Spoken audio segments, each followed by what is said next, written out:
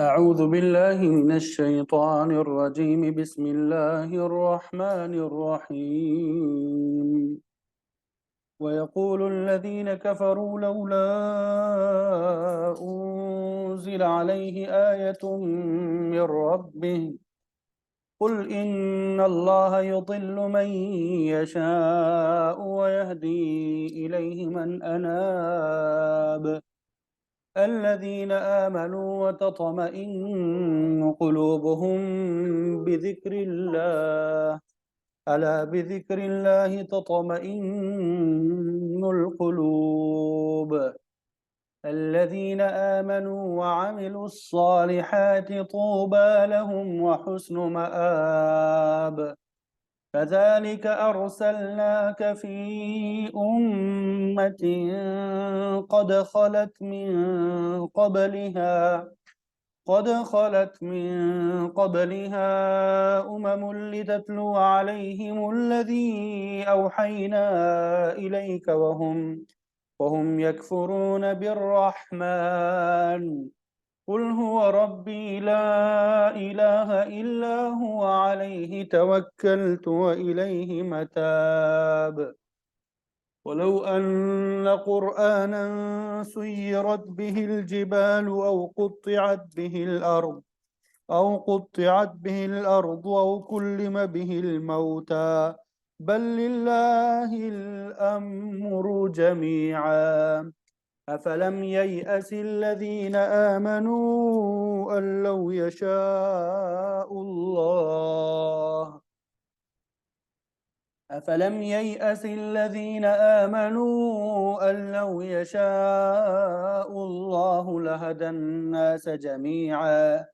ولا يزال الذين كفروا تصيبهم بما صنعوا قارعة أو تحل قريبا من دارهم حتى يأتي وعد الله. إن الله لا يخلف الميعاد. ولقد استهزئ برسل من قبلك فأمليت للذين كفروا ثم أخذتهم فكيف كان عقاب. أفمن هو قائم على كل نفس بما كسبت وجعلوا لله شركاء قل سموهم أم تنبئونه بما لا يعلم في الأرض أم بظاهر من القول. بل زين للذين كفروا مكرهم وصدوا عن السبيل. ومن يضلل الله فما له من هاد.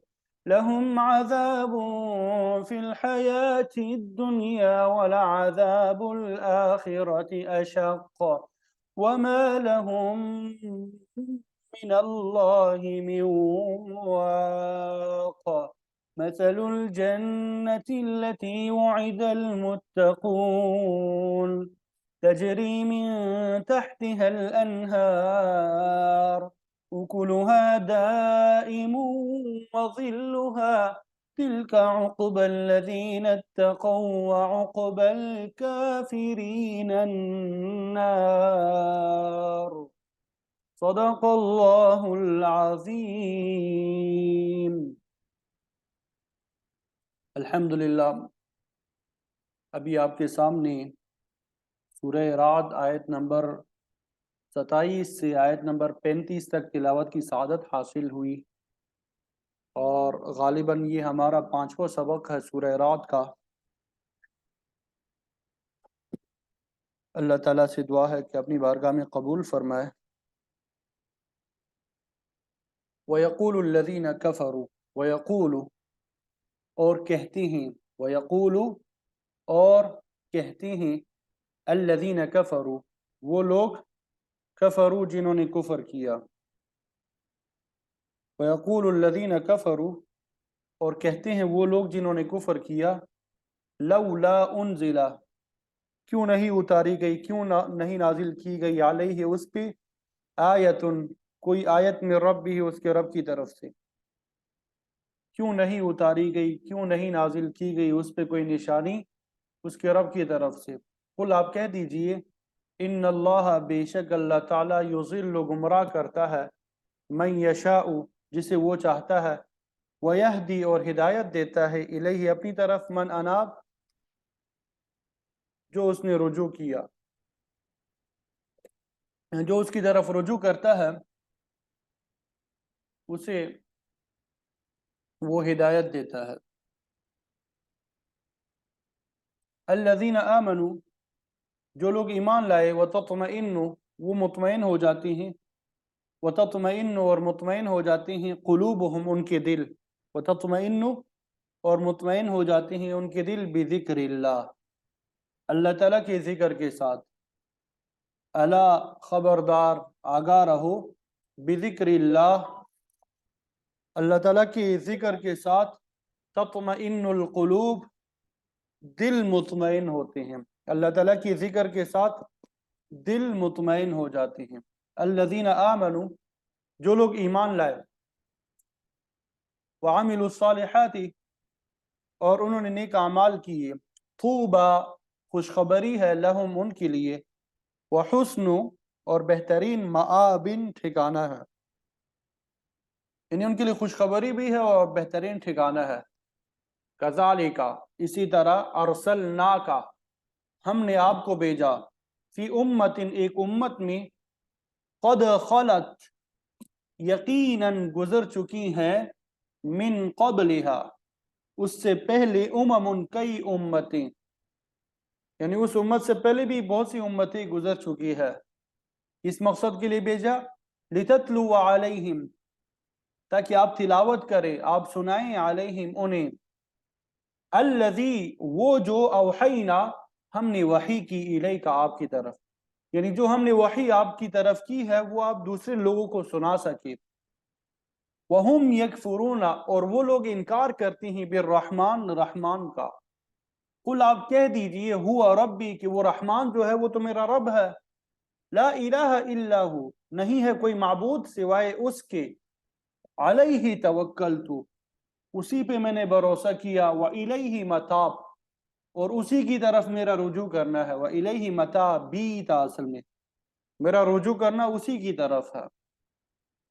وَلَوْ أَنَّ قُرْآنًا اور اگر یہ کہ قرآن جو ہے، سُيِّرَتْ چلا دیا جائے بِهِ الْجِبَالِ اس کے ذریعے پہاڑوں کو، اگر کوئی قرآن ایسا ہوتا کہ اس کے ذریعے پہاڑ چل پڑتے، یا قطعت یا ٹکڑے کر دیے جائیں، بھی اس کے ذریعے الارض و زمین کی، یا زمین کے ٹکڑے ہو جاتی، او کلم به الموتى یا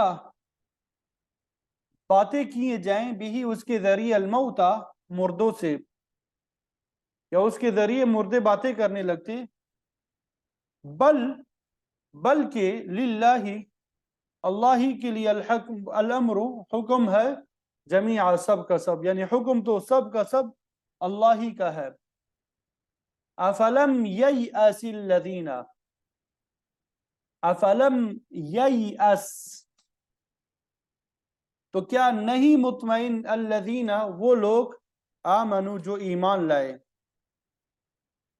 ان یہ کہ لو یشاء اللہ اگر اللہ چاہتا لہدی الناس جمیعا تو البتہ ہدایت دے دیتا، الناس لوگوں کو، سارے لوگوں کو، جمیعا سب کو ایک ساتھ، ولا یزال اور نہیں ٹلیں گے، الذین وہ لوگ، کفروا جنہوں نے کفر کیا، تصیبہم انہیں پہنچیں گی، بما صنعوا اس کے بدلے میں جو انہوں نے کیا، یعنی کافروں پہ ان کی کرتوتوں کی وجہ سے مسلسل آفتیں جو ہے وہ آتی رہیں گی، قارعہ آفت، او تحل یا اترے گا، او تحل یا اترے گا، قریبا نزدیک، من دارہم ان کے گھر کی، حتی یہاں تک کہ یأتی آ جائے وعد اللہ اللہ کا وعدہ، ان اللہ بے شک اللہ تعالیٰ جو ہے لا یخلف خلاف نہیں کرتا، المیعاد اپنے وعدے کی. وَلَقَدْ اور البتہ یقیناً استہزئ مذاق اڑایا گیا برسول پیغمبروں کا من قبل کا آپ سے پہلے. فَأَمْلَيْتُ تو ڈیل دی میں نے لِلَّذِينَ ان لوگوں کو کفروا جنہوں نے کفر کیا. ثُمَّ أَخَذْتُهُمْ پھر میں نے انہیں پکڑ لیا. فَكَيْفَ تو کیسا کانا ہوا عقابی میرا سزا دینا. تو کیسا ہوا میرا سزا دینا. افمن تو کیا جو ہوا قائم وہ کڑا ہے علی کل نفس ہر نفس پر بلا جو ذات ہر نفس پہ کڑا ہے بما کسبت اس کے ساتھ جو اس نے کمایا یعنی اس کے اعمال کے ساتھ. وجعلوا اور انہوں نے بنائے للہ اللہ کے لیے شرکاء بہت سے شریک. قل آپ کہہ دیجئے سموہم سمو تم نام لو ہم ان کا ام یا تنبئونہ تم اسے بتا رہے ہو بما وہ جو لا یعلم نہیں جانتا فی الارض زمین میں ام بظاہر من القول یا ظاہری سی بات. کیا تم اللہ کو وہ بات بتانا چاہتے ہو جو وہ زمین میں نہیں جانتا یا ویسے ہی اوپر اوپر کی باتیں کرتے ہو.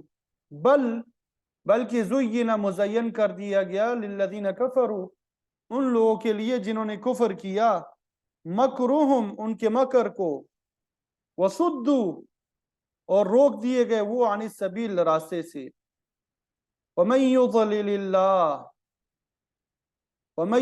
اللہ اور جسے گمراہ کر دیا اللہ تعالی فما لہو تو نہیں ہے اس کے لیے من ہاد کوئی ہدایت دینے والا.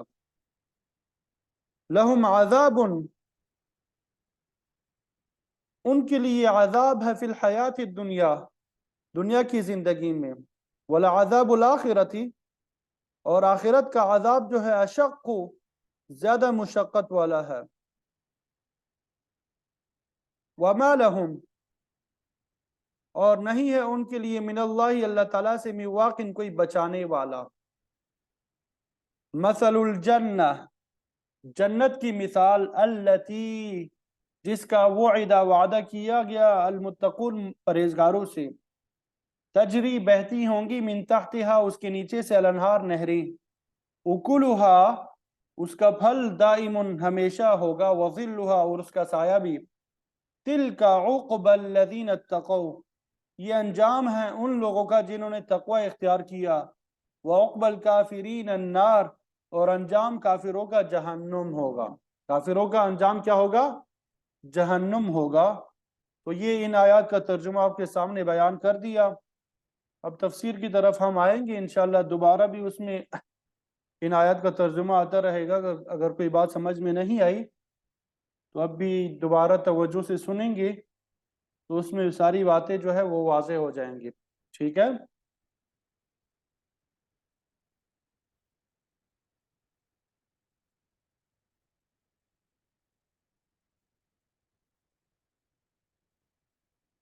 اللہ اکبر کبیرہ والحمد للہ کثیرہ.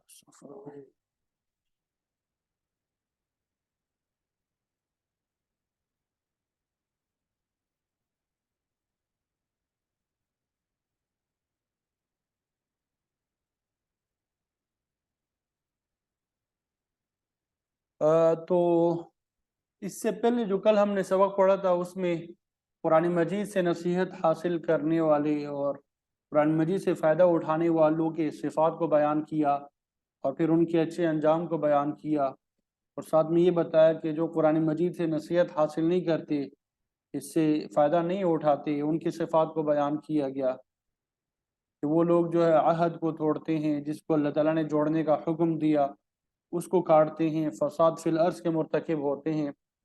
تو ایسے لوگوں کے لیے اللہ تعالیٰ کی لعنت ہے اور آخرت میں برا ٹھکانہ ہوگا. اور ایسے نافرمان لوگوں کو دنیا میں جو زیادہ رزق دیا گیا ہے تو اس سے دھوکہ نہیں کھانا چاہیے کیونکہ رزق کی وسعت اللہ تعالیٰ کی حکمت پہ منحصر ہوتی ہے. دنیا کا مال و اسباب اللہ تعالیٰ کی طرف سے آزمائش بھی ہوتی ہے. یہ کسی انسان کے پسندیدہ ہونے کی علامت نہیں ہوتی. اللہ تعالیٰ جس کے لیے چاہتا ہے اس کی روزی کو بڑھا دیتا ہے، جس کے لیے چاہتا ہے تنگ کر دیتا ہے۔ تاہم وہ ہر شخص کی صلاحیت کے مطابق ہی کوئی فیصلہ کرتا ہے، اس کی حکمت کو کوئی مخلوق نہیں جان سکتی۔ تو آج کے سبق میں اللہ تعالیٰ نے نافرمانی کرنے والوں کا شکوہ جو ہے وہ بیان کیا۔ یہ لوگ صرف ضد اور عناد کی بنا پہ فضول مطالبات کرتے تھے، حالانکہ ان پر حقیقت واضح ہو چکی ہے۔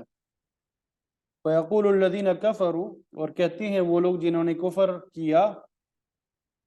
کفر کا لغوی معنی انکار ہی ہے، اور اصطلاحی معنی ہے توحید، ایمانیات، کتاب، انبیاء، آسمانی کتابوں، قیامت اور ملائکہ کا انکار مراد ہے۔ یہ لوگ کہتے ہیں لولا انزل علیہ آیۃ من ربی، کیوں نہیں اتاری جاتی، نازل کی جاتی پیغمبر پر نشانی اس کے رب کی طرف سے۔ اور اس نشانی سے وہ نشانی مراد ہے جو کافر لوگ خود اپنے منہ سے طلب کرتے تھے۔ نشانیاں تو ہزاروں اللہ تعالیٰ نے آپ صلی اللہ علیہ وسلم کے ہاتھ پہ ظاہر فرمائی۔ اس کے جواب میں اللہ تعالیٰ نے فرمایا قل، آپ فرما دیجیے، آپ کہہ دیجیے ان اللہ یضل من یشاء ویہدی من یشاء، کہ بے شک اللہ تعالیٰ گمراہ کرتا ہے جس کو چاہے، ویہدی الیہ من اناب، اور ہدایت دیتا ہے اپنی طرف اس کو جو رجوع کرتا ہے۔ ہدایت اور گمراہی دونوں چیزوں کے اسباب ہیں۔ جو شخص ضد ہٹ درمی کا مظاہرہ کرتا ہے اللہ تعالیٰ اس کو گمراہ کرتا ہے، سیدھے راستے سے اسے محروم کر دیتا ہے۔ سورہ نساء میں ہے بل طبع اللہ علیہ بکفرہم، کہ اللہ تعالیٰ نے ان کے کفر کی وجہ سے ان کے دلوں پہ مہر لگا دی ہے، جس کی وجہ سے وہ حق کو قبول نہیں کرتے، کفر پہ جمے ہوئے ہیں۔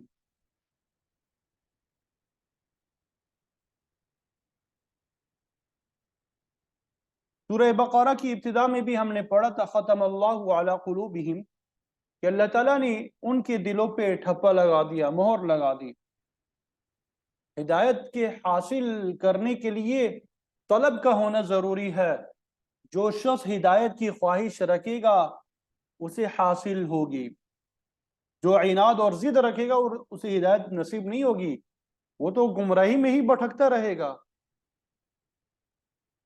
مکے کے مشرکین آپ صلی اللہ علیہ وسلم سے من مانی نشانیاں طلب کرتے رہتے تھے، کہتے تھے کہ مکے کے ان پہاڑوں کو یہاں سے چلا دے تاکہ ہم یہاں پہ کھیتی باڑی کر سکے، کبھی کہتے کہ ان پہاڑوں کو سونے کا بنا دے۔ تو اس قسم کی بےہودہ فرمائشیں کرتے، لیکن تسلیم نہیں کرتے تھے۔ یہ شق القمر یعنی چاند کا دو ٹکڑے ہو جانا، یہ معجزہ انہوں نے خود طلب کیا۔ جب اللہ تعالیٰ نے اسے ظاہر کر دیا تو وہ بدبخت کہنے لگے سحر مستمر، یہ تو چلتا ہوا جادو ہے، پہلے بھی ہوتا تھا اب بھی ہوتا ہے۔ تو اللہ تعالیٰ نے منکرین کی ذہنیت کا ذکر کیا کہ یہ ہٹ درم لوگ ہیں، اللہ تعالیٰ کی طرف رجوع نہیں کرتے، لہذا انہیں ہدایت بھی نصیب نہیں ہو سکتی۔ ہدایت تو اس شخص کو حاصل ہوگی جو اللہ تعالیٰ سے اس کا طلبگار ہوگا۔ تو کفار کے تذکرہ کرنے کے بعد پھر مومنین کا ذکر کیا جانے لگا۔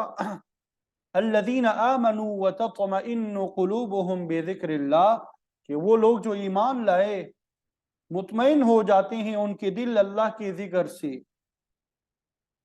ایمان کا یہ تقاضا ہے کہ جو بھی ایماندار آدمی اللہ کا ذکر کرے گا اس کے دل میں سکون پیدا ہوگا، اور ساتھ میں یہ بھی فرمایا الا، خبردار، آگاہ رہو، سن لو، بذکر اللہ تطمئن القلوب، اللہ تعالیٰ کے ذکر کے ساتھ ہی دلوں کو اطمینان حاصل ہو سکتا ہے۔ دل کے اطمینان کے لیے کوئی دوسرا ذریعہ نہیں ہے۔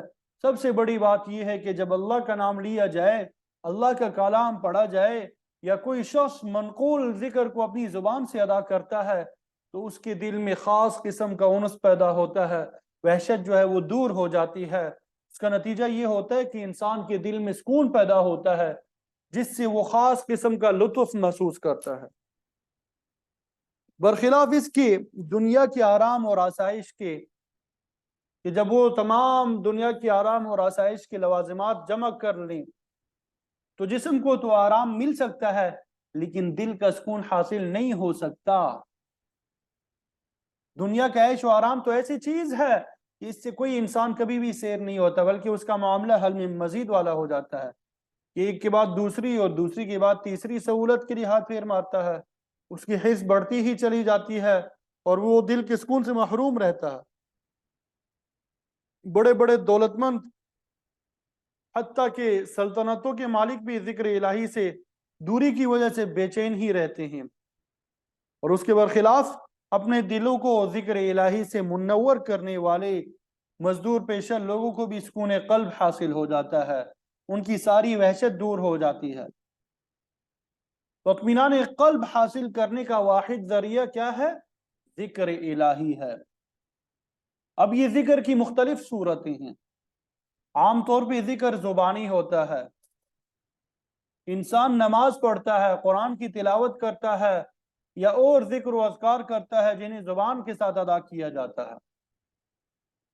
امام ابو بکر جساس رحمۃ اللہ علیہ فرماتے ہیں کہ جو شخص اللہ تعالیٰ کی پیدا کردہ نشانیوں اور نعمتوں میں غور و فکر کرتا ہے کہ اللہ تعالیٰ نے انہیں کیسی حکمت کے ساتھ پیدا کیا ہے، تو یہ بھی اللہ تعالیٰ کی ذکر کے مترادف ہے۔ اس کے علاوہ ایک ذکر قلبی بھی ہے۔ بزرگان دین اس کا طریقہ بھی بتلاتے ہیں کہ انسان دل کے ساتھ کس طرح اللہ تعالیٰ کا ذکر کرے۔ متاخرین بزرگان دین جن میں حضرت مجدد الفسانی رحمۃ اللہ علیہ، شاہ ولی اللہ محدث دہلوی یا دیگر بزرگ فرماتے ہیں کہ اللہ تعالیٰ نے ہر انسان کے اندر بہت سے لطائف رکھے ہوئے ہیں، جب وہ لطائف کثرت ریاضت سے، بہت زیادہ پریکٹس سے بیدار ہو جاتے ہیں تو پھر وہ ہر وقت اللہ کا ذکر کرتے رہتے ہیں، اور یہ ملکہ جو ہے مرشد برحق سے سیکھنے پہ حاصل ہوتا ہے۔ اس کے علاوہ نفس کے ساتھ بھی ذکر ہوتا ہے۔ بزرگان دین ایسا طریقہ بھی سکھاتے ہیں کہ انسان کے جسم کے اندر جانے والی اور باہر آنے والی ہر سانس اللہ کا ذکر کرتی ہے، تاہم آسان ترین ذکر لسانی ہے۔ امام شاہ ولی اللہ محدث دہلوی رحمۃ اللہ علیہ فرماتے ہیں کہ ہر دن کے لیے کسی مومن کا ذکر الہی میں حصہ اس سے کم نہیں ہونا چاہیے کہ وہ سبحان اللہ، الحمدللہ، لا الہ الا اللہ اور اللہ اکبر 100 مرتبہ پڑھے، اور بعض بزرگان دین اس کے ساتھ ساتھ 100 مرتبہ استغفار، 100 مرتبہ درود شریف پڑھنے کی بھی تلقین فرماتے ہیں۔ اس کے علاوہ اذکار کے تمام کلمات جو آپ صلی اللہ علیہ وسلم کی زبان مبارک سے ادا ہوئے یا جو سلف صالحین سے منقول ہے، وہ سب دل کے اطمینان کا باعث ہے۔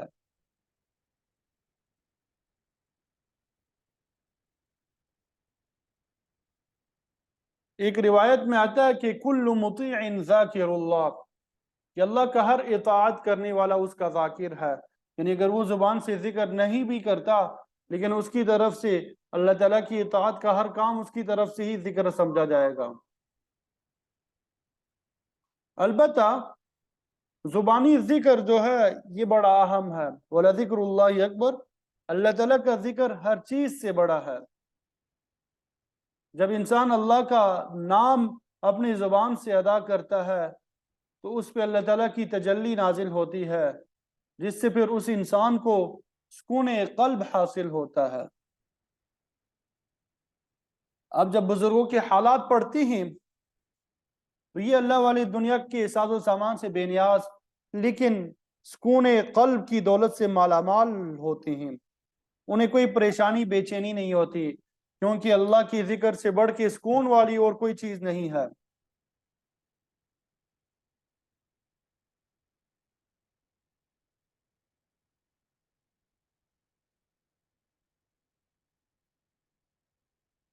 اس مقام پہ بعض مفسرین نے ایک اعتراض کی طرف اشارہ کیا کہ اس آیت سے تو ذکر الہی اطمینان قلب کا باعث ہوتا ہے، جبکہ سورہ انفال کی آیت میں اذا ذکر اللہ وجلت قلوبہم، اس سے ظاہر ہوتا ہے کہ ذکر الہی سے دل ڈر جاتے ہیں، یعنی خوف طاری ہو جاتا ہے۔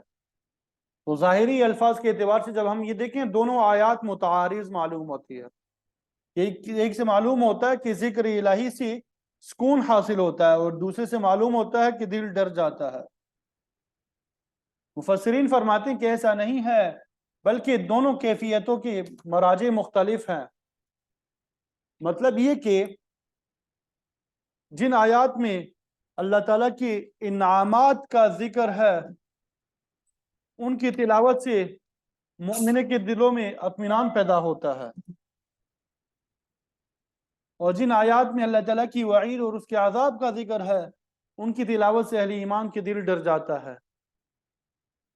اہل ایمان کے دل کیا ہو جاتے ہیں؟ ڈر جاتے ہیں۔ تو گویا جس وقت اللہ تعالیٰ کی عدل کا تذکرہ ہوتا ہے تو مومنین کے دل خوف سے کانپ اٹھتے ہیں، اور جب اللہ تعالیٰ کی رحمت کا ذکر ہوتا ہے تو اہل ایمان کو اطمینان حاصل ہو جاتا ہے۔ تو حقیقی طور پہ ان آیات میں تعارض نہیں ہے۔ صاحب تفسیر مظہری قاضی ثناء اللہ پانی پتی رحمۃ اللہ علیہ فرماتے ہیں کہ خوف اور امید اکٹھے بھی ہو سکتے ہیں۔ انسان کے دل میں یاد الہی سے جو انس پیدا ہوتا ہے، اس میں خوف اور رجا دونوں چیزیں شامل ہوتی ہے۔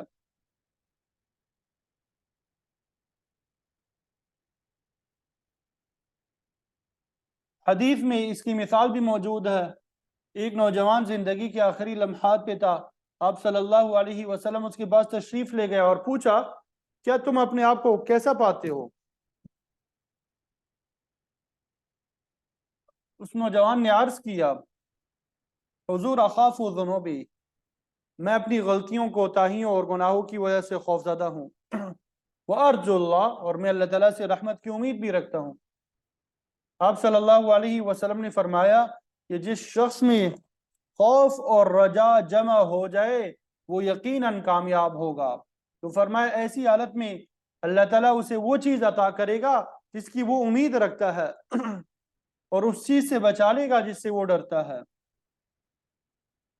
گویا ایک کامل الایمان آدمی میں یہ دونوں چیزیں جمع ہوتی ہے، خدا کے عدل سے ڈر بھی ہوتا ہے، اس کی رحمت سے امید بھی ہوتی ہے۔ قرآن مجید میں انبیاء علیہم السلام کی یہ صفت بیان کی گئی ہے، یدعوننا رغبا ورہبا، کہ وہ ہمیں پکارتے ہیں ہماری نعمتوں میں رغبت رکھتے ہوئے، اور رہبا ہمارے جلال سے ڈرتے ہوئے۔ پھر آگے ارشاد ہوتا ہے الذین آمنوا وعملوا الصالحات طوبی لہم وحسن مآب، کہ وہ لوگ جو ایمان لائے، جنہوں نے اچھے کام کیے۔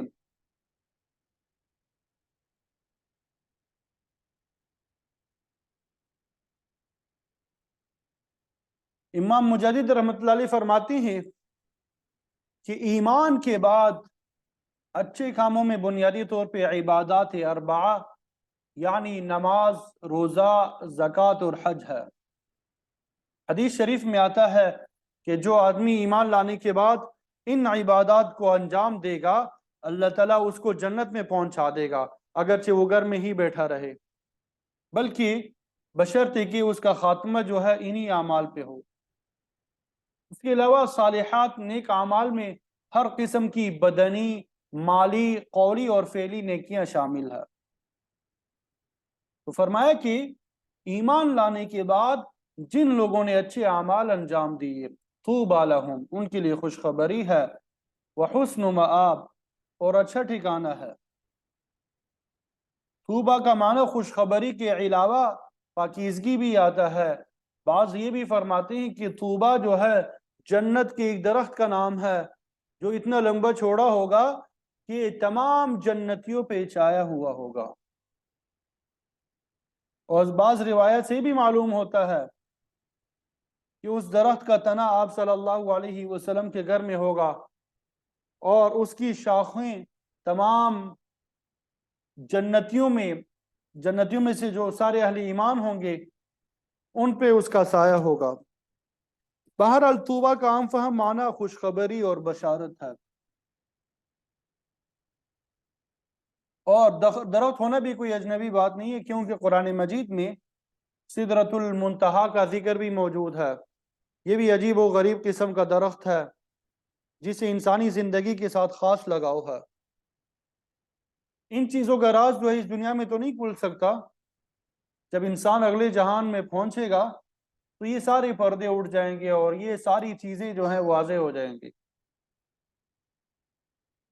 پھر اس کے بعد کفار کی من مانی نشانیوں کے مطالبے کے تسلسل میں ہی ذکر ہو رہا ہے کہ نہ تو نبوت اور رسالت دنیا میں کوئی نئی چیز ہے، اور نہ ہی منکرین کا انکار کرنا یہ کوئی عجیب چیز ہے، یہ تو شروع سے چلا آ رہا ہے۔ كَذَلِكَ أَرْسَلْنَاكَ فِي أُمَّةٍ، اسی طرح ہم نے آپ کو بھیجا ایک امت میں، آخری امت میں۔ پہلی امتوں کی طرف بھی انسانوں میں سے ہی رسول بنا کے بھیجے گئے، انہوں نے بھی اللہ کا پیغام، اس کا حکم اور شریعت لوگوں کے سامنے پیش کی، مگر منکرین اسی طرح ضد اور ہردرمی کا مظاہرہ کرتے رہے۔ یہ کوئی نیا سلسلہ نہیں ہے، بلکہ آپ کی بعثت اور لوگوں کا انکار پرانے سلسلے کی ہی آخری کڑی ہے۔ قد خلت من قبلها اس سے پہلے بھی بہت سی امتیں گزر چکی ہے۔ سابقہ انبیاء کی طرح ہم نے آپ کو اس لیے رسول بنا کے بھیجا ہے لِتَتْلُوَ عَلَيْهِمُ الَّذِي أَوْحَيْنَا إِلَيْكَ، تاکہ آپ پڑھ کر سنا دیں ان کو وہ چیز جو ہم نے آپ کی طرف وحی کی ہے۔ کتاب الہی کی تلاوت انبیاء کا پہلا کام ہوتا ہے۔ سورہ عنکبوت میں بھی موجود ہے اُتْلُ مَا أُوحِيَ إِلَيْكَ مِنَ الْكِتَابِ، جو کچھ ہم نے کتاب میں سے آپ کی طرف وحی کی ہے آپ اسے پڑھ کر لوگوں کو سنا دیں، یہ پہلا کام ہے۔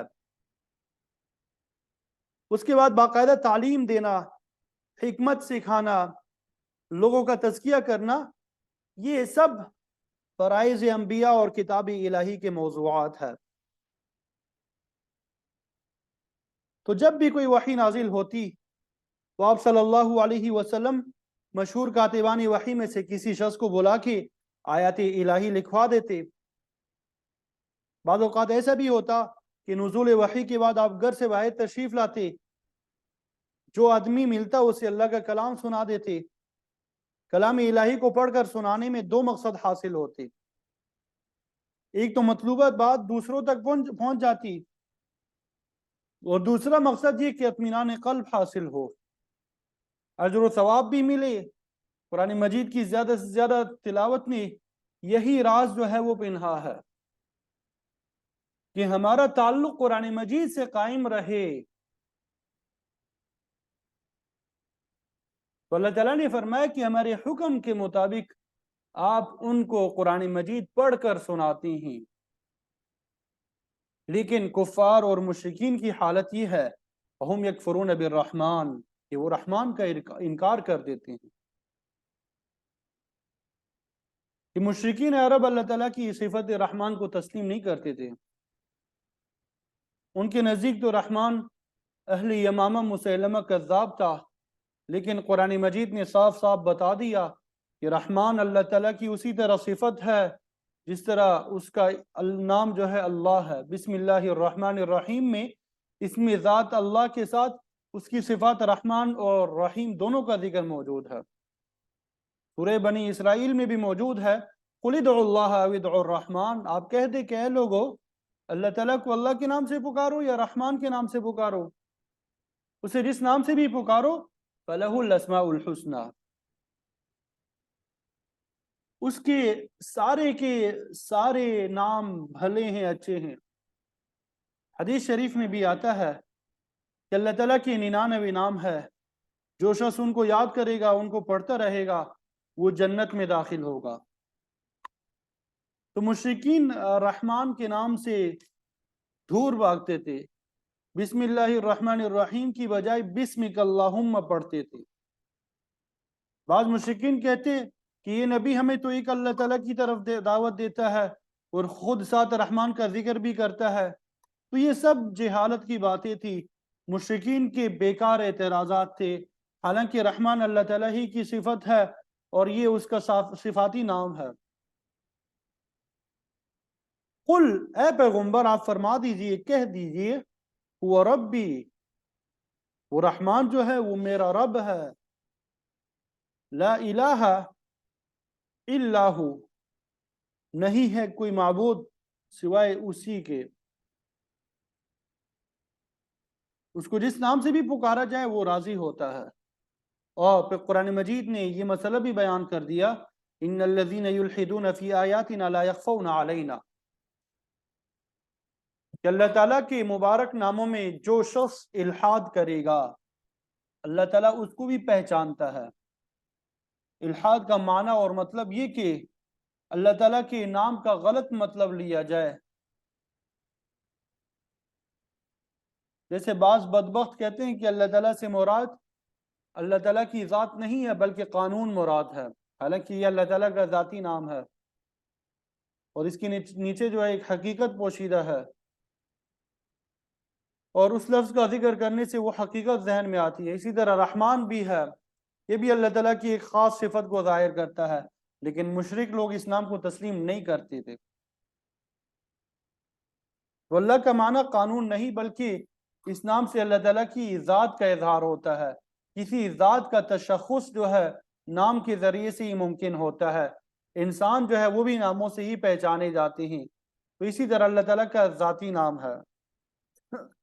تو اگر لفظ اللہ ذکر کیا جائے تو اس سے ذات مراد ہوگی، اور لفظ رحمان سے یاد کیا جائے تو اس سے اللہ تعالیٰ کی صفت رحمت مراد ہوگی۔ قل هو ربی لا الہ الا ہو، آپ فرما دیجئے کہ وہ میرا رب ہے، اس کے علاوہ کوئی معبود نہیں ہے۔ علیہ توکلت، میں اسی پہ بھروسہ کرتا ہوں، وإلیہ متابی، اور ہر وقت میرا اسی کی طرف رجوع ہے۔ مطلب یہ کہ اللہ تعالیٰ کی اطاعت کرو، جب اللہ تعالیٰ کی اطاعت کرو گے تو تمہارا رجوع خود بخود اللہ تعالیٰ کی طرف ہو جائے گا۔ اللہ تعالیٰ کی رحمت ہر وقت متوجہ رہتی ہے، تو اس سے مایوس نہیں ہونا چاہیے۔ دوسری جگہ اللہ تعالیٰ نے فرمایا انیبوا الی ربکم واسلموا لہ، انیبوا الی ربکم، کہ اپنے رب کی طرف رجوع کرو، واسلموا لہ، اور اس کے سامنے ہی عاجزی ظاہر کرو، سر تسلیم خم کرو۔ تو رجوع کے لیے انصاف شرط ہے، ضد، ہٹ درمی، عناد، یہ مشرکین کا طریقہ ہے، اور یہ سب جو ہے محرومی کا باعث ہوتے ہیں۔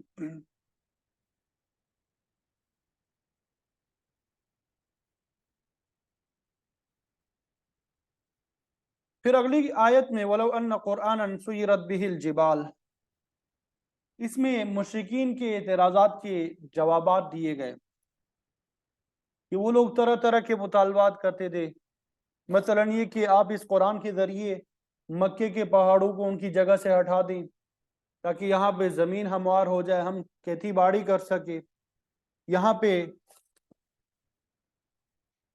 نہریں جو ہے وہ جاری کریں، اور یہ بھی مطالبہ کرتے تھے کہ اس قرآن کے ذریعے زمین کے ٹکڑے کر دے، یا ہمارے فوت شدہ والدین آبا و اجداد کو زندہ کر دے تاکہ ہم ان کے ساتھ بات چیت کر سکے۔ تو مشرکین ایمان لانے کے لیے اس قسم کی شرائط اور بیہودہ اعتراضات پیش کرتے تھے۔ تو اللہ تعالیٰ نے مشرکین کی غلط فرمائشوں کا رد فرمایا، ان کو جواب دیا کہ اللہ تعالیٰ نے اپنی کتاب قرآن مجید اس قسم کی فرمائشوں کی تکمیل کے لیے نازل نہیں کی، بلکہ اس کتاب کو اللہ تعالیٰ نے ہدایت کا ذریعہ بنا کے بھیجا ہے تاکہ لوگ اللہ کے بتائے ہوئے راستے پہ چل کے کامیابی حاصل کر سکے۔ وَلَوْ أَنَّ قُرْآنَ، اگر کوئی قرآن ایسا ہوتا سُيِّرَتْ بِهِ الْجِبَالِ، کہ اس کے ذریعے پہاڑوں کو چلایا جاتا، او قطعت به الارض، یا اس کے ذریعے زمین کے ٹکڑے کر دیے جاتے، او کلم به الموتى، یا مردوں سے باتیں کی جاتی۔ لیکن اللہ تعالیٰ نے اپنی کتابیں اس مقصد کے لیے نازل نہیں فرمائی۔ اللہ تعالیٰ نے تمام آسمانی کتاب اور صحائف کو لوگوں کی ہدایت کے لیے نازل فرمایا، اور یہ قرآن بھی اللہ تعالیٰ کی آخری کتاب ہے، دیگر کتابوں کی طرح رشد و ہدایت کا منبع ہے۔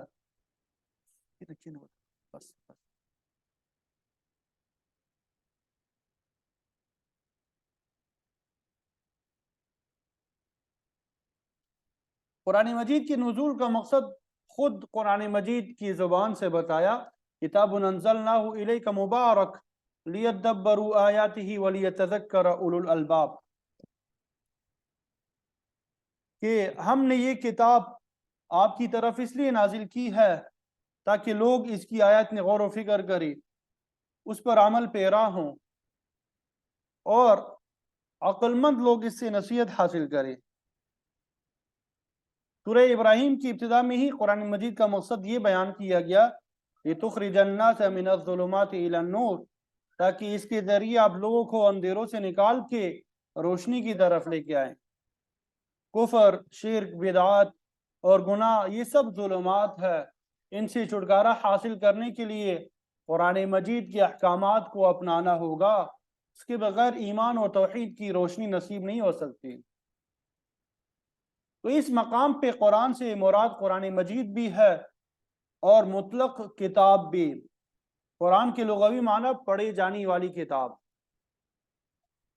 اللہ تعالیٰ کی طرف سے نازل کیے ہوئے چاروں کتاب صحائف پہ اس کا اطلاق ہوتا ہے۔ انسائکلوپیڈیا میں بھی قرآن مجید کے متعلق یہی بات لکھی ہے کہ یہ دنیا میں سب سے زیادہ پڑھی جانے والی کتاب ہے، اور یہی اس کے برحق ہونے کی علامت ہے۔ حدیث شریف میں آپ صلی اللہ علیہ وسلم نے فرمایا کہ اللہ تعالیٰ نے داؤد علیہ السلام پہ قرآن کا پڑھنا آسان کر دیا تھا۔ آپ اپنے خادم کو حکم دیتے کہ گھوڑے کو اسبل سے نکال کے اس پہ زین ڈالو، یہ حکم دے کے آپ زبور کی تلاوت شروع کر دیتے۔ جب تک خادم گھوڑے کو سواری کے لیے تیار کرتا، آپ پوری زبور کی تلاوت فرما لیتے۔ قرآن مجید کے متعلق بھی آتا ہے کہ بعض حضرات پہ اللہ تعالیٰ کی خاص مہربانی ہوتی ہے، جو تھوڑے وقت میں بہت زیادہ تلاوت کر لیتے ہیں۔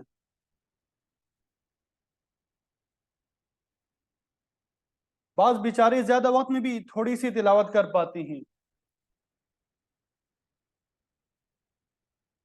بہرحال یہ اللہ تعالیٰ کی دین اور اس کی مہربانی ہے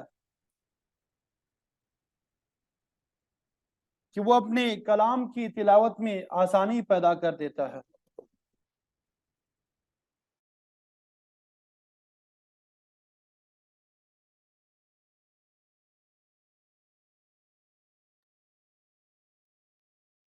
تو اس مقام پہ اگر قرآن مجید سے مطلق کتاب لیا جائے تو اس کا مطلب یہ ہوگا کہ اگر کسی کتاب سے پہاڑوں کو چلانے، زمین کو ٹکڑے ٹکڑے کرنے یا مردوں سے ہم کلام ہونے کا کام لیا جا سکتا تو قرآن مجید سے تو بطریق اولا ایسا ہو سکتا تھا۔ لیکن حقیقت یہ ہے کہ اللہ تعالیٰ نے کوئی بھی کتاب یا صحیفہ اس مقصد کے لیے نازل نہیں فرمایا کہ اس سے لوگوں کی فرمائشیں پوری کی جائے، بلکہ اللہ کی کتابیں تو رشد و ہدایت کا منبع ہے، جو بھی ان کی طرف رجوع کرے گا اسے سیدھا راستہ جو ہے میسر آئے گا، جس پہ چل کے اللہ تعالیٰ کی رحمت کے مقام پہ پہنچ جائے گا۔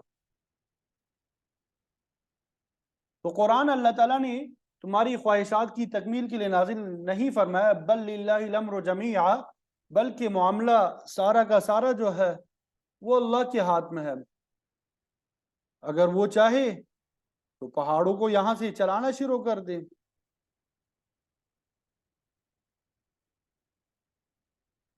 اللہ تعالیٰ نے یہ کتاب نازل فرما کے پہاڑوں کی طرح کفر اور شرک پہ جمے ہوئے لوگوں کو ان کی جگہ سے ہٹا کے انوارات کی وادیوں میں پہنچا دیا ہے، ان کے دلوں میں جمی ہوئی برائیوں کو اکھاڑ کے رکھ دیا ہے، وہاں پہ نوری ایمان اور معرفت کے چشمے جو ہے وہ جاری فرما دیے۔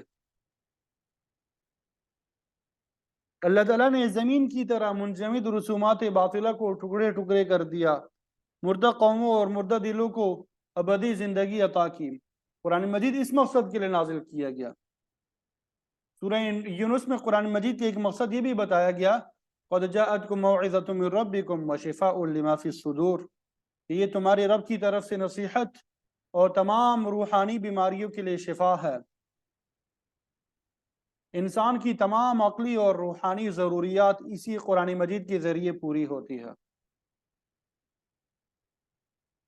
شاہ عبد القادر دہلوی رحمۃ اللہ علیہ فرماتے ہیں کہ جب کافر اور مشرک طرح طرح کی فرمائشیں پیش کرتے تو بعض مسلمانوں کے دلوں میں بھی خیال پیدا ہوتا کہ اگر ان کی خواہشیں پوری کر دی جائے تو شاید یہ ایمان لے آئے، لیکن اللہ تعالیٰ نے اہل ایمان کو تنبیہ فرمائی کہ دل میں ایسا خیال نہ لائیں، یہ ضدی اور ہٹ درم لوگ ہیں، اگر ان کی فرمائش پوری کر بھی دی جائے تو بھی یہ ایمان نہیں لائیں گے۔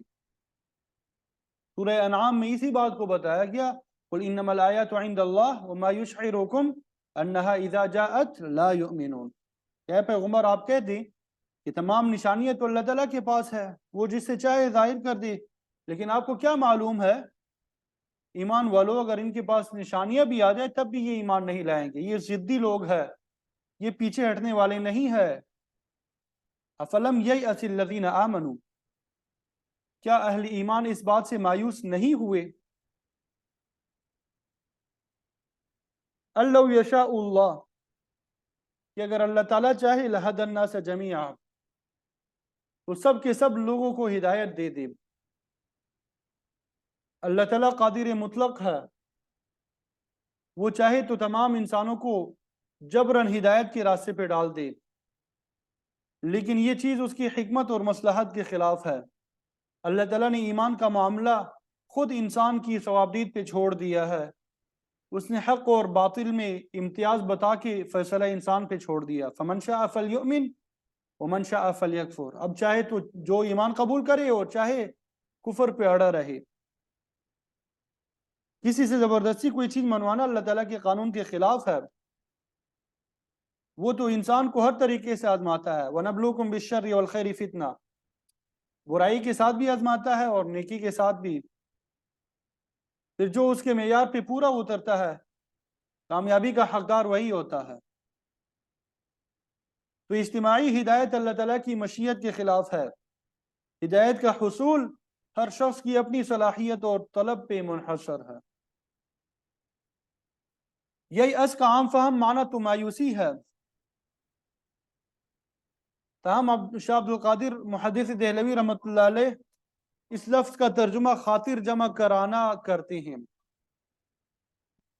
مطلب یہ کہ کیا ان اہل ایمان کے لیے خاطر جمع نہیں ہوئی کہ اگر اللہ تعالیٰ چاہے تو سب کو ہدایت دے دے، یعنی ہدایت پہ مجبور کر دے۔ بعض مفسرین فرماتے ہیں کہ ییأس کا معنی یقینی بات ہے، اور اس طرح جملے کا مفہوم یہ ہوگا کہ کیا اہل ایمان کے لیے یہ یقینی بات نہیں ہے کہ اللہ تعالیٰ چاہے تو سب کو ہدایت دے دے، لیکن وہ ایسا نہیں کرے گا۔ اہل ایمان کو مشرکین سے ایمان کی توقع نہیں رکھنی چاہیے۔ اہل لغت کہتے ہیں کہ قبیلہ نخع کی زبان میں ییأس کا معنی جاننا بھی ہوتا ہے، اور جملے کا مفہوم یہ ہے کہ اہل ایمان نے اس بات کو نہیں جانا کہ اگر اللہ چاہے تو سب کو سیدھے راستے پہ لے آئے، لیکن یہ اس کی حکمت کی منافی بات ہے۔ اس لفظ کو اردو زبان میں بھی استعمال کیا جاتا ہے، یاس کو مایوسی کے معنی پہ محمول کیا جاتا ہے۔ تو فرمائشیں کرنے والے ازلی منکرین کے متعلق اللہ تعالیٰ نے فرمایا وَلَا يَزَالُ الَّذِينَ كَفَرُوا تُصِيبُهُمْ بِمَا صَنَعُوا قَارِعَةٌ، کہ ہمیشہ رہیں گے وہ لوگ جنہوں نے کفر کیا، پہنچے گی ان کو کیے کی وجہ سے کٹکھٹانے والی چیز، گویا ایسے لوگوں کو امن اور سکون نصیب نہیں ہوگا، بلکہ وہ ہمیشہ مشکلات میں گھرے رہیں گے، یا تو جنگ و جدل میں مصروف رہیں گے یا بیرونی حوادثات کا شکار ہوں گے۔ औ तहुल्लु करीबन मिन दारिहिम, या खटखटाने वाली चीज उनके घरों के करीब उतरेगी या उन पे पड़ेगी जिसकी वजह से वो हर वक्त खौफ में मुब्तला रहेंगे। गोया उनको हर वक्त किसी न किसी मुसीबत का खटका रहेगा। तो मुशरिकीन अरब हमेशा लड़ाई के खौफ में मुब्तला रहे, यहाँ तक कि मक्का जो है वो फतह हो गया। उनके घरों के करीब मुसीबत उतरने की मिसाल सन 6 हिजरी का वाक़या हुदैबिया है। आप सल्लल्लाहु अलैहि वसल्लम 1500 सहाबा के साथ हुदैबिया के मकाम पे उतरे, जिसकी वजह से मक्के वालों में हलचल मच गई और आखिरकार ये मामला एक मुआहिदे के तहत मुकम्मल हुआ। तहुल अगर मुखातब का सीगा हो तो माना होगा आप उतरेंगे, और अगर गायब का सीगा तस्लीम किया जाए तो इसका माना ये होगा कि उनके घरों के करीब कोई आफत या मुसीबत उतरेगी। तो जब किसी इलाके में आफत नाजिल होती है तो ये करीबी इलाके वालों के लिए इबरत का मकाम होता है।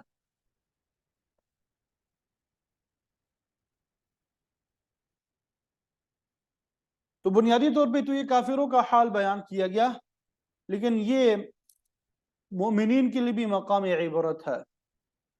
इब्तिदाई दौर में मुसीबत कुफार के घरों के करीब उतरती रही जिसमें उनके लिए तंबी थी, लेकिन आखिरकार ये मुसीबत खुद उन पे भी आ पड़ी। इसलिए फरमाया कि इंसान को इबरत हासिल करनी चाहिए हत्ता याती वअदुल्लाह, यहाँ तक कि अल्लाह ताला का वादा आ जाए।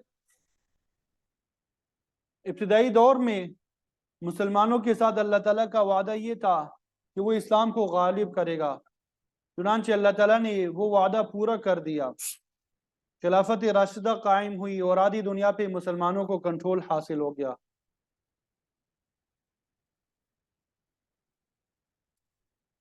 तो ये वादे का मतलब ये भी हो सकता है कि जब ये दुनिया ख़त्म होगी दूसरी दुनिया कायम होगी। अल्लाह ताला ने ये भी वादा कर रखा है कि वो मरने के बाद तुम्हें दोबारा ज़िंदा करेगा और फिर आमाल का बदला दिया जाएगा, हर एक के मुतालिक फ़ैसला होगा। मौत का वादा इंसान के लिए इनफरादी तौर पे आता है और फिर इज्तिमाई तौर पे फ़ना का वादा उस वक्त पूरा होगा जब क़यामत बर्पा होगी और कायनात की हर चीज़ ख़त्म हो जाएगी, फिर नई दुनिया और नया निज़ाम कायम होगा। ऐसे ही वादे के मुतालिक अल्लाह ताला का इरशाद है वाअदन अलैना, कि हमारा वादा बरहक है, इन्ना कुन्ना फ़ाइलीन, हम इस निज़ाम को तब्दील करके दूसरा निज़ाम ज़रूर लाएंगे। इन्नल्लाह ला युखलिफुल मिआद, बेशक अल्लाह ताला अपने वादे के खिलाफ नहीं करता, उसका वादा पूरा होके रहेगा। अल्लाह ताला से दुआ है कि हम सबको अमल की तौफीक अता फरमाए। बकिया आयात की तफसीर इंशाअल्लाह फिर आइंदा पीर को पढ़ेंगे। जज़ाकुमुल्लाह खैरा।